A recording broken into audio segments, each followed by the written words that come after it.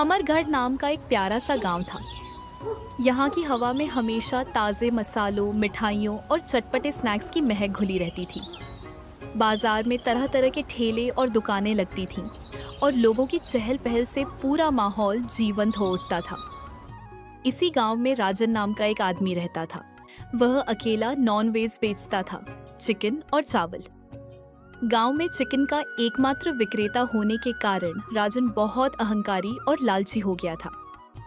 वह अपनी मर्जी से चिकन के दाम रखता था, क्योंकि उसे पता था कि गांव वालों के पास कोई और विकल्प नहीं है। भाई, जल्दी से मेरे लिए एक प्लेट चिकन चावल लगा दो। ठीक है, लगा दो, लेकिन आज चिकन चावल 150 रुपए है। भाई, कल ही तो 100 रुपए थे, आज तुमने 150 रुपए कैसे कर दिया? भाई, मैं अकेला यहाँ पर चिकन बेचता हूँ। अगर खाना है तो खाओ, नहीं तो दूसरे गांव जाकर खा कर आओ, पर यहाँ मेरे ग्राहकों को मत भड़काओ।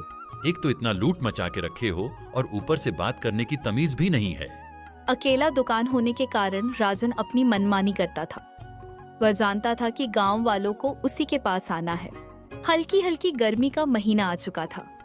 एक लड़का थोड़ा उदास होकर चलते हुए आ रहा था। उसका नाम था विशाल। मैं कहाँ जाऊं?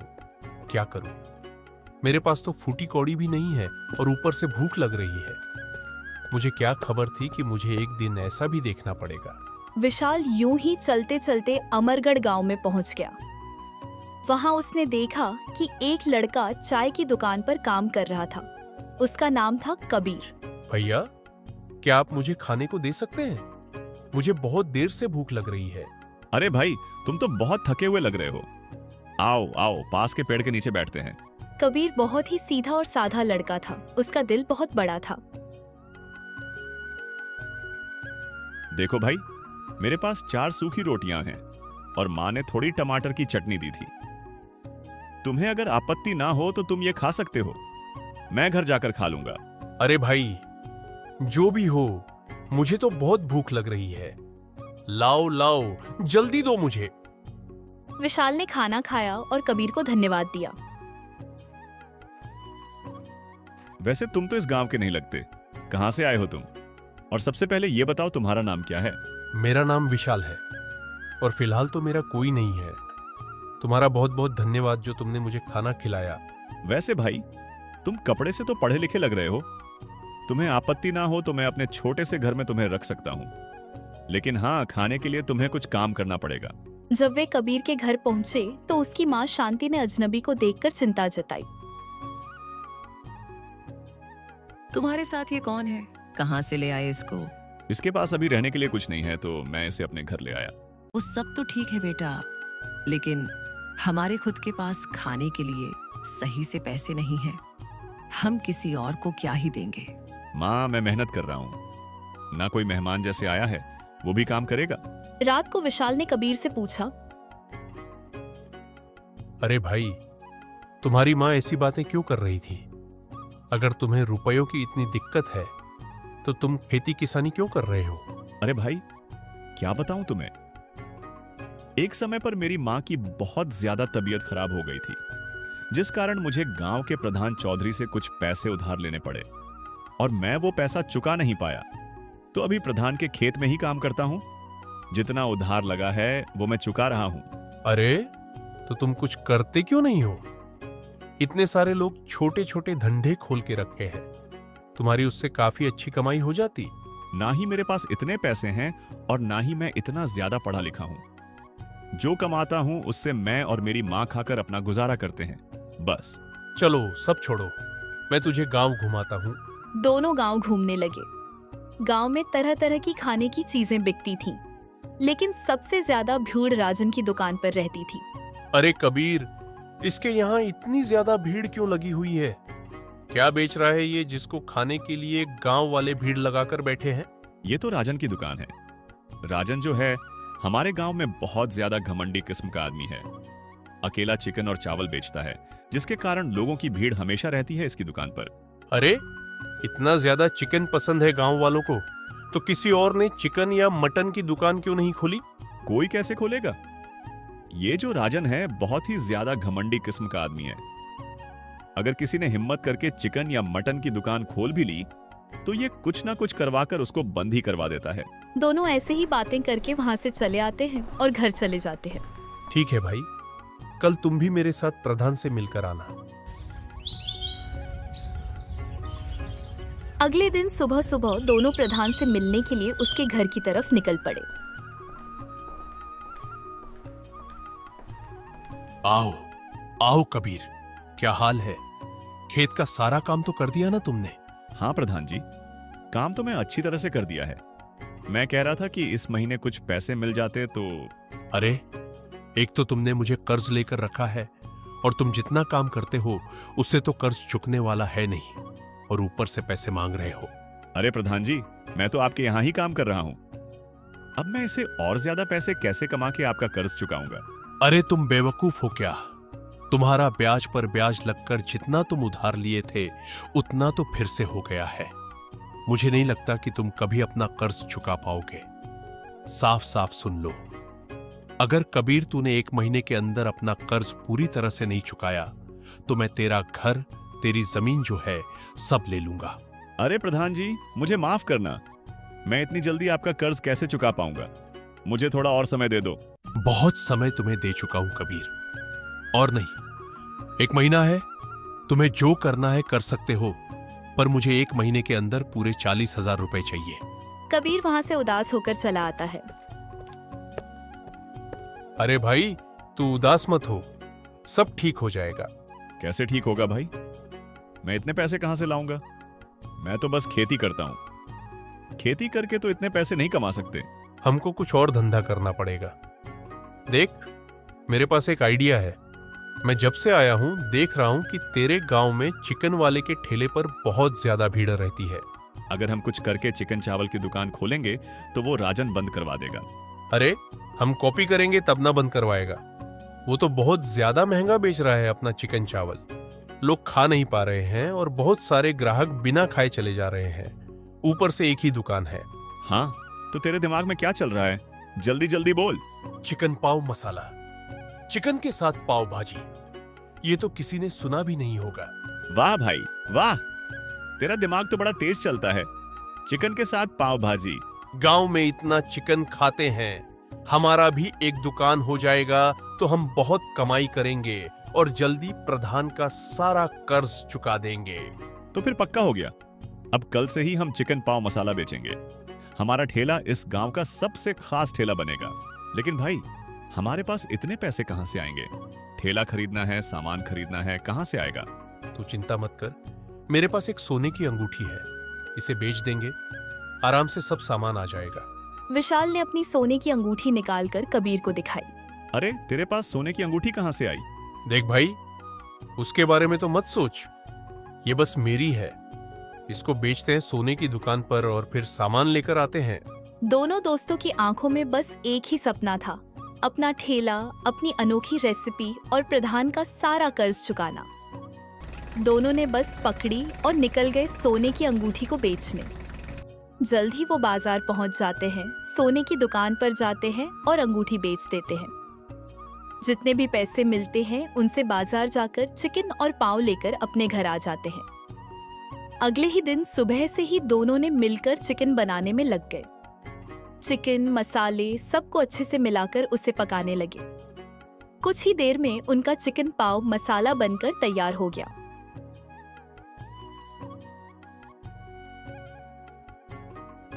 अरे भाई, क्या ही स्वादिष्ट बना है। मैं तो अपने जीवन में पहली बार चिकन पाव मसाला खा रहा हूं। मन कर रहा है सभी खा जाऊं। खा लेना, पहले बेच तो देते हैं, जितना बचेगा आखिर में तू ही खा लेना। दोनों ने जल्दी से अपना ठेला सजाया और गांव के चौराहे पर लेकर पहुंच गए। आओ भाई, आओ, चिकन पाव भाजी मसाला, चिकन के साथ पाव भाजी मिलेगा। विशाल की बातें सुनकर गांव वाले रुक रुक कर देखने लगे और चिकन का नाम सुनकर सब लोग उसके ठेले पर आने लगे। दोनों दोस्तों ने झटपट प्लेट तैयार की और उनको थमा दी। अरे वाह भाई, चिकन और पाव भाजी का जो मेल है, मजा ही आ रहा है। अरे भाई, ये तो सच में अलग स्वाद है, ऐसा डिश कभी नहीं खाया। उनकी बातें सुनकर आसपास खड़े लोग भी आने लगे। थोड़ी देर में ही उसके ठेले पर भीड़ लग गई। शाम तक ठेला पूरी तरह खाली हो गया। मेरे लिए तो कुछ भी नहीं बचा, सब बिक गया। आज कमाई तो हुई है ना? कल सुबह तुम सबसे पहले खा लेना, फिर बेचेंगे। बाजार में हलचल मची हुई थी, लेकिन सबसे ज्यादा भीड़ विशाल और कबीर के चिकन पाव मसाला के ठेले पर लगी हुई थी। राजन की दुकान पर अब पहले जैसी भीड़ नहीं थी। वह गुस्से से भर गया और उनके ठेले पर आ धमका।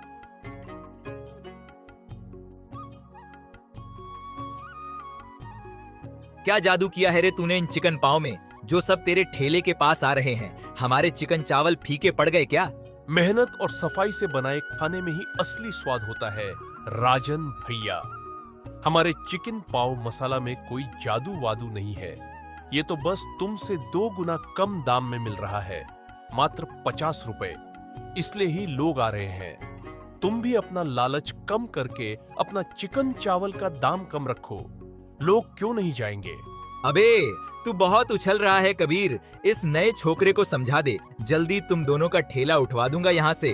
अगर ईमानदारी से कुछ नहीं कर सकते तो कम से कम किसी की मेहनत बिगाड़ने की कोशिश मत करो राजन भैया। राजन गुस्से में बड़बड़ाता हुआ अपनी दुकान पर चला गया। लेकिन ये पहली बार नहीं था। जब भी कोई दूसरा चिकन या मटन की दुकान खोलता तो किसी न किसी तरीके से राजन उसे बंद ही करवा देता। देख भाई, मैंने कहा था ना, ये राजन हमारा दुकान नहीं चलने देगा। बहुत ही लालची आदमी है, अपने दुकान के अलावा किसी का चलना नहीं देता। अरे भाई तू चिंता मत कर, मैं हूं ना। और 2-3 दिन में बस काफी पैसे जमा हो चुके हैं। हम प्रधान का जितना भी बकाया है सब चुका देंगे। उसके बाद देखेंगे ये राजन क्या करता है। रोज कबीर के ठेले पर बड़ी लंबी लाइन लगती थी। उसके चिकन पाव मसाला का दीवानगी दिन ब दिन बढ़ती ही जा रही थी। सुबह से शाम होने तक उनका सारा चिकन और पाव बिक जाता था। वाह भाई वाह, जो भी तुम्हारे चिकन पाव मसाला खाएगा दोबारा आए बिना तो रह ही नहीं पाएगा। तुम दोनों का चिकन पाव मसाला इतना खास कैसे है? क्या डालते हो इसमें? मेरा बेटा तो बहुत जिद कर रहा है खाने के लिए। हाँ डालते हैं ना दीदी, हमारी दोस्ती का प्यार जो डालते हैं इसमें। दीदी आपके बेटे के लिए एक प्लेट चिकन पाव मसाला हम दोनों की तरफ से बिल्कुल मुफ्त। आप दोनों बहुत ही अच्छे हो, आपका धन्यवाद। कुछ दिनों बाद उनके काफी पैसे जमा हो चुके थे। सुनो भाई, पैसे काफी जमा हो चुके हैं। अब हम जाकर प्रधान का सारा बकाया चुका देते हैं। वे प्रधान के घर गए। प्रधान जी, हम आपका कर्ज चुकाने आए थे। ये लो पूरे 40,000 रुपए ब्याज के साथ। हम दोनों ने दिन रात मेहनत करके ये पैसा जुटाया है। वाह, तुम दोनों के चिकन पाव मसाला के बारे में बहुत सुना हूं। पूरे गांव में धमाल ही मचा दिया है। उन्होंने आज अपनी मेहनत से सारा कर्ज चुका दिया था। दोनों बातें करते करते अपने घर की ओर चले जा रहे थे। तभी उनको पास में पुराने हलवाई मोहन काका ने आवाज दी। उनकी आंखों में गहरी समझदारी चमक रही थी। और बता कबीर, बेटा तेरा धंधा तो बढ़िया चल रहा है ना? हाँ काका, आपका आशीर्वाद है बस। लेकिन याद रख बेटा, हर चमकती हुई चीज सोना नहीं होती और हर कामयाबी के पीछे बुरी नजरें भी लगी रहती हैं। काका, आप कहना क्या चाहते हैं? कुछ नहीं, बस इतना समझ ले कि शोहरत के साथ दुश्मन भी आते हैं बेटा। काका, आप पहेलियां क्यों बुझा रहे हो? साफ साफ बोलो ना। मैं भी एक समय पर बिरयानी की दुकान खोले हुए था, पर उसे राजन ने चाल चलकर मेरी दुकान को भी बंद करवा दिया। इसलिए बोल रहा हूँ, थोड़ा संभल कर और अपना ध्यान रखना। दोनों अपने घर आ जाते हैं। इधर राजन अपनी चाल चल रहा था। उसने अपने शराबी दोस्त कुणाल को बुलाया। अरे कुणाल, इधर आ। पूरा दिन मेरे पैसे की शराब गटकता रहता है। सुन, इधर आ। आज मैं तुझे एक काम बता रहा हूँ, इसे अच्छे से करना, समझ गया? अरे मालिक, एक बोतल लाओ और आप कहो तो ताजमहल खड़ा कर दूं यहाँ। अबे हरामखोर, ध्यान से सुन। वो जो कबीर चिकन पाव मसाला वाला है ना, उसके ठेले को वहाँ से गायब कर दे, समझ गया? अरे अरे, टेंशन मत लो मालिक, ऐसी जगह पहुंचा दूंगा कि आप भी बोलोगे वाह कुणाल वाह। ये लो 2 बोतल एक्स्ट्रा एंजॉय। ठीक ठीक है मालिक, मैं जाता हूँ। फिकर नॉट मालिक। कुणाल वहां से टेढ़ा मेढ़ा गिरता हुआ निकलता है। आज तो बोतल का जुगाड़ हो गया यार। अभी कहाँ गया वो ठेला? कुणाल ने ठेले को धकेलना शुरू कर दिया, लेकिन ठेला मजबूती से बना हुआ था, इसलिए वहां से हिल नहीं पा रहा था। आज उस ठेले को इतना दूर छोड़ूंगा कि मालिक रोज फ्री में बोतल भी देंगे मुझे। अगले दिन सुबह कुणाल घर जाने के बजाय राजन की दुकान के बाहर सोया हुआ था। अबे हरामखोर, उठ उठ, यही नुड़क गया था क्या? कहीं का एक काम कहाँ, वो भी नहीं हुआ तुझसे? अरे मालिक, क्या बात करते हो? उस चिकन पाव वाले का ठेला तो कोसों दूर छोड़ाया रात में। अरे हैं बुर्बक, वो देख सामने किसका ठेला है, वो किसका है? इधर कबीर और विशाल के ठेले पर काफी भीड़ लगी हुई थी। ओ तेरी, ये यहाँ कैसे आया?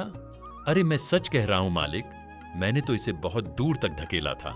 अरे गलती मेरी ही है जो एक शराबी से काम लेना चाह रहा था। चल भाग यहाँ से। एक रात का समय था। बाजार की चहल पहल धीरे धीरे खत्म हो रही थी। ज्यादातर दुकानें बंद हो चुकी थीं, लेकिन राजन की आंखों में एक अलग ही चमक थी। वह अपनी दुकान बंद कर चुका था, लेकिन उसकी असली चाल अब शुरू होनी थी। तेरे चिकन पाव मसाला का नाम मिट्टी में कैसे मिलाता हूँ, देख बड़ा आया चिकन बेचने वाला। उसने इधर उधर देखा कि कोई उसे देख तो नहीं रहा।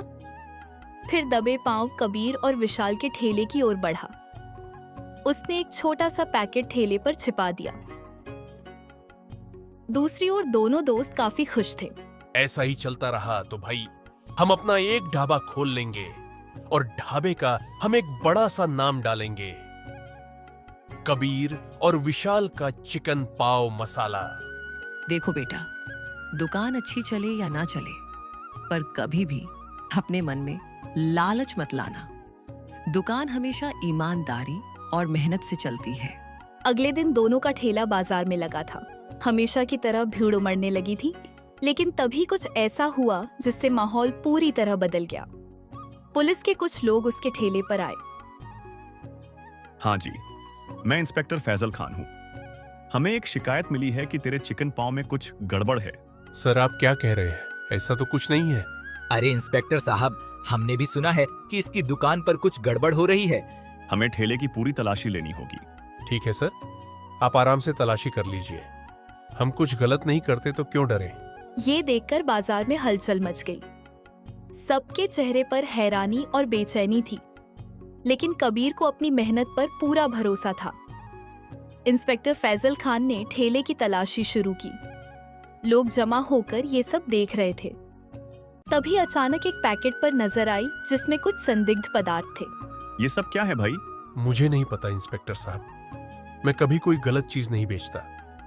ये यहाँ कैसे आया मुझे नहीं पता। ओह, अब समझ में आया, इसीलिए तेरे चिकन पाव इतने मशहूर थे। देखो भाई, देखो, सभी देखो। ये सब देखकर विशाल को गुस्सा आ गया। वो राजन की तरफ उंगली उठाते हुए कहने लगा, तू बहुत नीच आदमी है। ये सब तेरी ही साजिश है, क्योंकि तेरी दुकान नहीं चल रही थी। अरे उल्टा चोर कोतवाल को डांटे, खुद मिलावट कर रहा है और अब इल्जाम मेरे ऊपर डाल रहा है।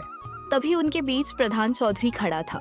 वो भी कहने लगा, हाँ भाई, यही तो वजह है कि 1 महीने पहले ही उसने मेरा सारा बकाया चुका दिया।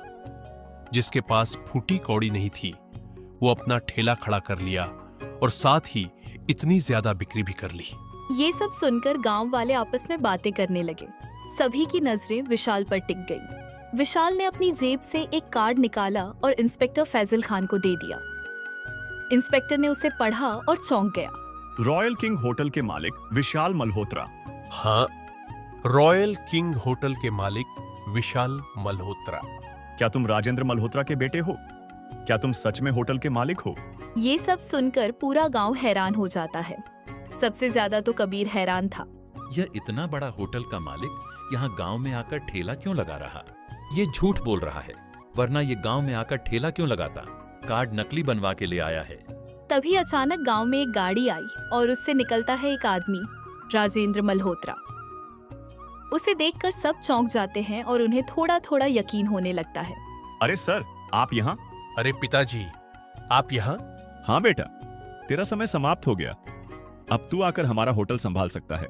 पिताजी, मैं एक दिन यहाँ पर रहना चाहता हूँ। ये सारा माजरा सुलझाकर मैं अगले दिन घर आ जाऊंगा। ठीक है बेटा, लेकिन जल्दी आना।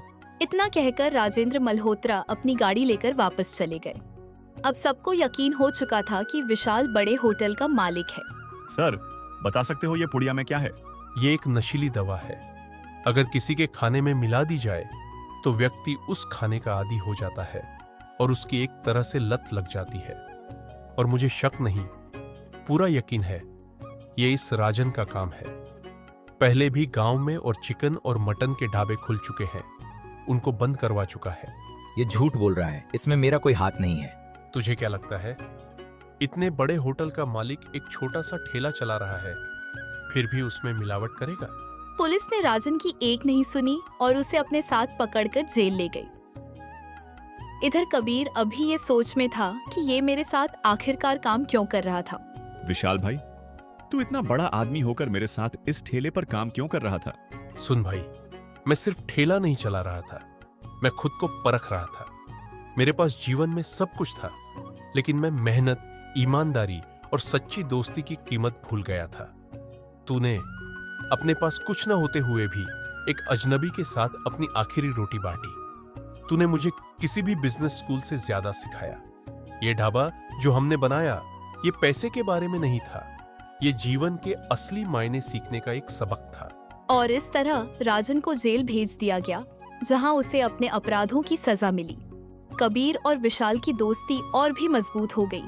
विशाल अपने होटल साम्राज्य में लौट गया, लेकिन उसने कभी उस साधारण गांव और उस ईमानदार दोस्त को नहीं भूला जिसने उसे जीवन का असली अर्थ सिखाया था। और अमरगढ़ में एक नया ढाबा खुला, कबीर का चिकन पाव मसाला। यह गांव का सबसे प्यारा और मशहूर ठिकाना बन गया। दो दोस्तों की कहानी